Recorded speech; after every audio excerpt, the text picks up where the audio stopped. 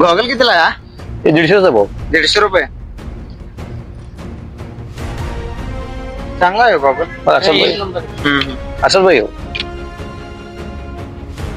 150 रुपये का? बॉडी चांगली आहे तुमची. बॉडी एवढे खतरनाक असून तुम्ही गॉगल कसं काय विकता ह्याचं कारण फक्त मला सांगितलं तर बरं होईल.